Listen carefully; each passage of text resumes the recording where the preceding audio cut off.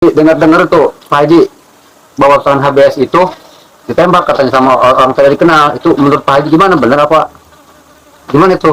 Coba, kita kan belum tahu nih, karena juga orang awam. Coba menurut Pak Haji gimana tuh? Mungkin perkiraan atau sebatas informasi, tapi yang jelas dari kabarnya itu hanya rekayasa.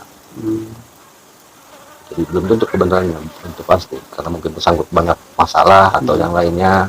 Karena dengan adanya gula 1 kilo, mungkin yang lainnya itu kan blur, mereka mungkin dia akan mengalihkan apa istilahnya masalahnya. Coba itu. Emang masalah apa tuh Pak Haji? Dengar-dengar itu ya ada sedikit menyinggung tentang Duriah, apa meragukan Duriah Wali Songo ya? Benar nggak tuh seperti itu Pak Haji? Betul. HBS itu. Waduh, kok bisa begitu ya? Belum makan kado, belum makan dulu ya. Saya pusing. Gitu ya. Makanya tapi bahas suruh makan pak duluan dulu ya. Itu mengenai pengalihan. Karena masalah sekarang udah banyak yang tahu, muatan dia selama ini merasa didiskriminasi atau gimana. Gimana tanggapan Pak TBS hari itu terkait masalah HBS yang ditembak orang tak dikenal, satu, yang kedua diduga sedikit meragukan tentang Duriah Wali Songo yang ada di Indonesia khususnya. Bagaimana itu? Kalau masalah HBS yang di informasinya, namanya juga informasi baik itu di media cetak maupun sosial, itu ada sebuah rekayasa karena dari sumber media semua belum ada yang terbukti. Sebelah mana ditembaknya, siapa yang nembaknya, begitu. Kebanyakan yang mau jadi artis sekarang itu kan gampang. Sekarang itu kan yang kemarin aja belum selesai urusan dengan ya statement dia di media sosial soal Duriah Wali Songo dianggap tidak ada. Itu kan sebuah tantangan besar bagi kaum pribumi yang ada di Tanah Banten khususnya, tapi ya karena salah satu Duriah Wali Songo juga masih tetap eksis dalam menjalankan dakwahnya, tapi dengan akhlak-akhlak yang mulia, tidak seperti beliau. Mohon maaf, saya ya sedikit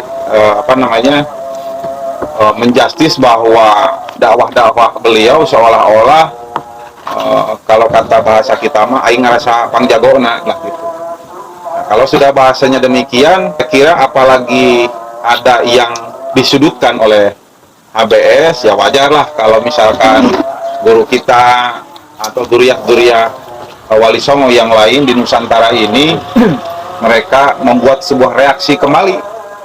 Disangkanya mungkin oleh HBS tidak ada. Nah, kalau anggapan bahwa Wali Songo tidak punya turunan, itu salah besar. Memangnya dia siapa gitu kan? Sementara yang menyebarkan agama Islam di Nusantara ini adalah salah satu Wali Songo. Para habaib itu atau para ulama, para kiai ya pada zaman-zaman sekarang. Zaman dulu mah perang lagi, istilahnya sudah perang Bratayuda. Sekarang baru bisa istilahnya apalagi nyabok mukulin anak kecil gitu ya. Yang orang Bali itu dia udah merasa jago, yaitu belum dikatakan seorang pendakwah, seorang habib. Artinya kalau seorang habib atau seorang dai, ya akhlaknya yang dimunculkan, bukan ocehan-ocehannya, apalagi menggoblok-goblogan orang, menganjing-anjingkan orang. Jadi merasa dia paling betul, padahal sama saja lah. Manusia mah nggak ada yang jago. Manusia mah semuanya insya Allah makan nasi. Kalau dia sudah makannya batu itu sehari 1 ton, baru saya aneh begitu kan. Kalau baru begitu-begitu mah nggak aneh. Di sini juga insya Allah santri-santri juga banyak yang bisa begitu mah, cuman kan tidak memunculkan akhlakul karimah. Sementara kita sebagai umat Islam, apalagi para murid-murid Duriah Wali Songo, sangat menghargai, menghormati akhlak-akhlak mulia Rasulullah SAW. Apalagi sekarang muncul lagi berita-berita terbaru bahwa dia ditembak. Betul nggak ditembak?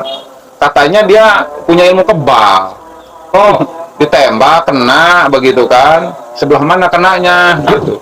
Saya lihat video-videonya itu di YouTube, dia ngetes ilmu kekebalan. Kok sekarang kena tembak? Kan aneh bin ajaib. Kenapa nggak disenggol aja gitu sama rambutnya ting gitu kan? Kayak Hyperman gitu. Ya, kalau saya kira itu mah mainan anak kecil, berita-berita begitu mah kayak ya itu mah anak-anak pang juga bisa lah gitu. Apalagi kan tinggal anak-anak pang gitu kan, rambutnya kayak apa tuh, remote begitu, aneh saya mah. Masa ada kiai begitu yang ceramah rambutnya seperti itu, aneh, pokoknya aneh buat saya mah gitu. Malum orang kampung gitu, kalau ngelihat yang begitu suka aneh, disangka pangrok gitulah. Tinggal dicelanain aja itu mah pakai kokolor atau pakai anrok, itu rambut panjang gitu kan, terus pakai di apa, rambutnya diwarna-warna, suruh ceramah nugelo itu mah Pakai lepen nah pakai lepen, pakai lipstick gitu kan, bagus itu harusnya, jangan atuh biar cantik. nah, biar cantik kan gitu, ditembak teng gitu kan. Nah, cantik. kan saya pernah lihat itu videonya bahwa dia punya ilmu kebal kan begitu. Nah, sementara orang Banten mah nggak ada yang begitu, kecuali memang kesenian, seni budaya kayak macam debus dan lain sebagainya. Karena itu ada perintahnya. Perintah dari mana? Dari zaman Kesultanan Banten waktu zaman perang. Itu wajib santri jawara wajib diwajibkan punya ilmu-ilmu begitu. Ay, sekarang mah tuh lah nggak perlu ya. Apalagi sekarang diberitakan saya ditembak, wah ramai eta mah kudu kecuali udah kebal sama ini nih, sama apa, duren tuh, cangkang duren tuh baru baru terhebat itu namanya. Kalau baru berita malah nggak ada percaya, nggak ada yang percaya bahwa dia ditembak karena dia punya ilmu kebal kan begitu. Apalagi kan ininya rambutnya tuh kadang-kadang katanya bisa apa namanya, bisa gulung gitu. Kayak ini ya, Neon. kayak ini yang itu tuh seperti ini. Cuman gini, yang nggak habis pikir itu sama oknum Muhibin, garis miring fan-nya, dengan dalih beliau tersebut itu ngomong mencintai Duriah Rasul kan gitu, sehingga beliau tersebut itu menghina Duriah Rasul yang notabene Duriah Wali Songo. Padahal menurut saya Duriah Wali Songo pun sama itu Duriah Kanjeng Nabi Muhammad Rasulullah SAW menurut saya. Karena kenapa? Karena mungkin sedikitnya saya juga tahu ada yang nyambung sadarnya ke sana. Jadi gini tuh, saya potong maaf ya. Itu yang terlalu fanatik terhadap apa, lu cinta kepada Habib yang mana yang harus dicintai kan begitu.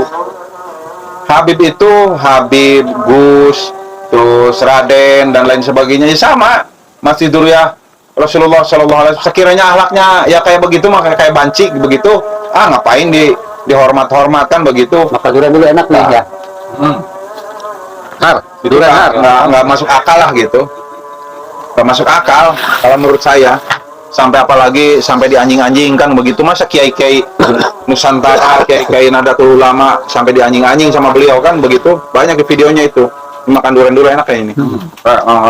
Nah, satu itu, yang kedua, saya nggak ngerti kepada muhibinnya itu, apakah itu termasuk fanatik buta atau gimana ya? Karena dia atau mereka lah dengan dalih mencintai Duriah Nabi, oke. Pada dasarnya kita juga cinta sama. Siapa yang nggak cinta sama Duriah Rasul? Cuman Duriah yang mana? Itu kan, kalau mereka benar-benar yang dikatakan oleh mereka misalkan cinta Duriah, berarti khusus yang keturunan Wali Songo itu, yang khususnya di Banten, artinya para Tubagus, kalau di Jawa para Raden atau Permas dan lain-lainnya, berarti itu juga sama.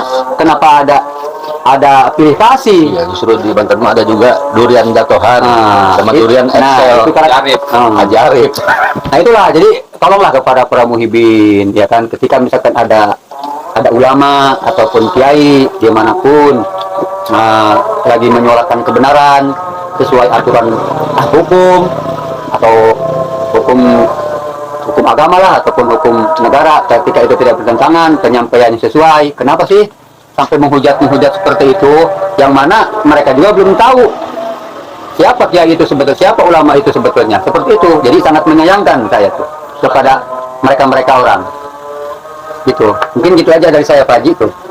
Ya, kalau menurut saya Habib Bahar itu orang yang sering menasihati orang lain tapi tidak menasihati dirinya. Oh gitu ya. Itu Berarti iya.